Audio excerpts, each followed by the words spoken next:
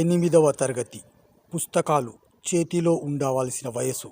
కానీ ఆ చిన్నారి చేతిలోకి వచ్చింది మరో చిట్టి తల్లి.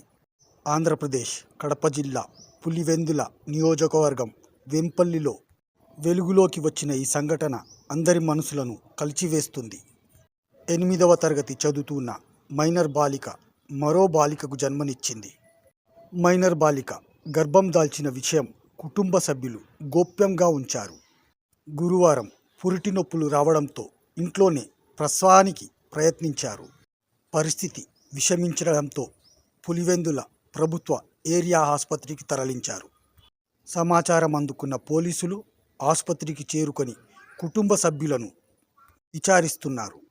ఇది కేవలం ఒక వార్త కాదు, సమాజం మన చిన్నారుల పట్ల చూపుతున్న నిర్లక్ష్యానికి నిలుపుటద్దం. Bureau report, A24 news, Hyderabad.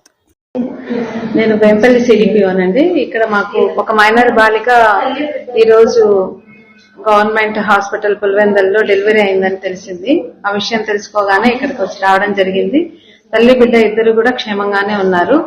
అయితే ఇది ఏ విధంగా జరిగిందనేది మాత్రం పోలీసు వాళ్ళు ఎంక్వైరీ చేస్తున్నారు. మాకు తెలిసిన సమాచారం ప్రకారం వాళ్ళు 1 మంత్ కిందట వేంపల్లికి వచ్చినారని తెలిసినారు.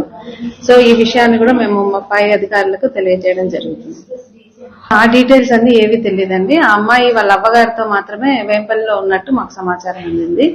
అది తెలుసుకునే లోపే అక్కడ ఇల్లు ఖాళీ చేసి వెళ్ళిపోయారని కూడా తెలిసింది సమాచారం.